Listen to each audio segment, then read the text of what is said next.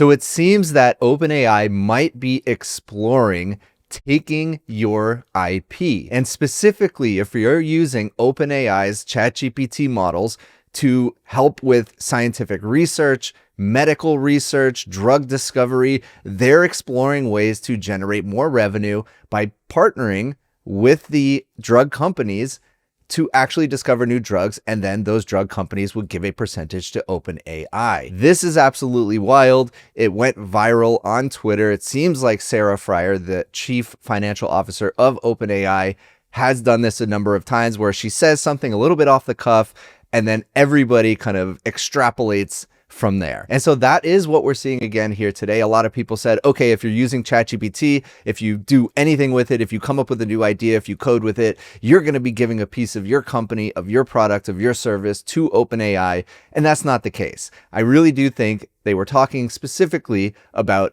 medical research, drug discovery. And so we're going to talk about what this all means. So first, this was reported by The Information. She is Sarah Fryer right here, and she was at Davos this week. Even as OpenAI begins a Herculean effort to generate billions of dollars in chatbot ad revenue in the coming years, CFO Sarah Fryer is already discussing its next business opportunity: value sharing. So I think first, this comes on the heels of three major announcements, which I talked about in a previous video from OpenAI, that all came out in the same week. One, they are absolutely crushing revenue. They have been essentially tripling every year for 3 years, and for 2025, they hit $20 billion in revenue. Additionally, they rolled out worldwide an $8 per month plan. And we talked about this really just being market capture. They want the most amount of people using OpenAI, using ChatGPT, because once you get locked into a model, it's really hard to switch. Once you kind of give it all of your information, and once you learn best practices with it, once it learns about you and gets hyper customized, it's just very difficult to switch off of an AI model. So that is why they want to lower the price. And with that lower price, they also need to make revenue. And so the third pillar of the announcements just last week was that they were going to start rolling out advertising. Now, the advertising in ChatGPT is only going to happen for the free plan and the Go plan, the Go plan being the $8 a month plan. So on the back of all of those announcements, which are all revenue related, we now have Sarah Fryer, the chief financial officer of OpenAI, talking about value sharing. And my initial reaction to this was kind of disbelief. I really did not think this was a real story, but it turns out, yeah, she actually was talking about that. And so my team and I started digging into it and thinking about, what does this actually mean? And I posted about it on Twitter. Some people started to reply. Actually, it's not that uncommon. It still seems absolutely wild to me, though. I want to talk about 23andMe for a second. This isn't the first time we've seen something like this. So this is 2018. GSK and 23andMe sign agreement to leverage genetic insights for the development of novel medicines. And apparently, it's more common than I would have thought for these medical testing companies, for the drug discovery companies, to basically partner, and that means give up a percentage or give up some of the IP with another firm who is kind of extending their ability to do deep research. So I read this, and I think the flip side to the argument is, look, if you don't have enough resources and you want to outsource some of those resources, you want to increase your reach and increase your discovery capability, then yeah, why wouldn't you give up a percentage of it? Me, as a business owner, I would never do that in a million years. It just doesn't make sense to me. I would just rather grow more slowly. But for medical research, for discovering medicine and discovering treatments for illnesses, moving as quickly as possible actually is probably the best bet. We want to discover new medicines as quickly as possible, obviously safely, but we also want to try to cure illnesses, cure diseases as safely, but as quickly as possible. So although for me, when I'm creating content, I'm like, no, I don't want to give up a piece of my business. I can move more slowly, and that's okay. But again, for drug companies, maybe they're thinking differently. Do you guys know what happened to 23andMe? They went bankrupt March 2025. I'm not saying it's directly related to their decision to share some of their IP, but this company definitely went bankrupt. Who used 23andMe, by the way? So what I've been seeing is a standard for major universities who do research is that sharing part of that IP is very much part of it. So they have researchers working for them. And so it's a little different in that sense. But if a researcher who's working for a university discovers something within the context of that lab, of course it is owned by that lab. Somebody on X told me, who was at Stanford Graduate School of Business, that even if you as a researcher discover something or think of something even tangentially related to what you're studying or researching at the university, specifically Stanford, is that no, they own it. So you're at home on the weekend, you're kind of thinking, taking a walk, and all of a sudden you have this idea. Stanford owns it. And apparently they are incredibly aggressive about that as well. All right, so here's Stanford University's page. Establishes a policy and procedures for disclosure and assignment of ownership of potentially patentable inventions created in the course of an individual's university responsibilities. Participation in a research project at Stanford or with more than incidental use of Stanford resources. Now, this is probably the key phrase right here, more than incidental use of Stanford resources. So let's see what it says. All potentially patentable inventions conceived or first reduced to practice in whole or in part by members of the faculty, graduate students, postdoctoral fellows, staff, or other employees, including student employees and temporary employees of the university in the course of their university responsibilities or with more than incidental use of university resources shall be disclosed on a timely basis to the university. Title to such inventions shall be assigned to the university regardless of the source of funding, if any.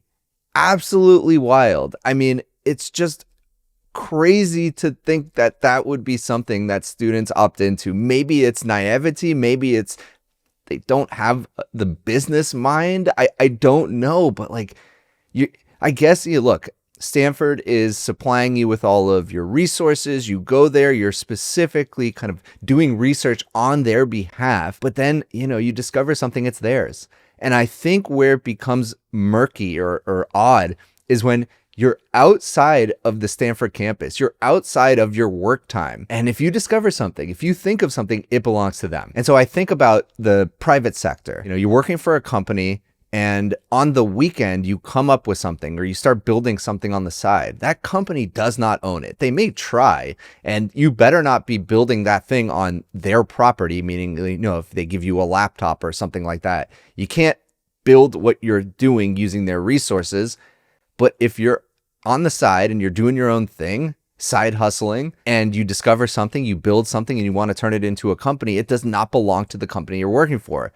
Stanford is different. Speaking at a panel at Davos, moderated by the information CEO Jessica Lessin, Fryer suggested that in the field of drug discovery, her company could, for instance, take a license to the drug that is discovered using OpenAI's technology. So let's try to think of this a little bit. Let's say you're a drug discovery company and you have a need for massive compute, massive AI compute, right? You want to use, let's just call it ChatGPT for simplicity's sake. And you want these agents running 24 hours a day, and you want 1 million of them running 24 hours a day. You can see how those costs could be absolutely astronomical. If that allows you as a drug discovery company to make the discovery more quickly, to discover new medicines and get it out to the public and start monetizing those discoveries more quickly, maybe it's worth it. Now, what's the alternative? You basically can only pay OpenAI with resources that you have currently. Now, if you were to think, okay, let me actually try to accelerate that, you would probably go raise money.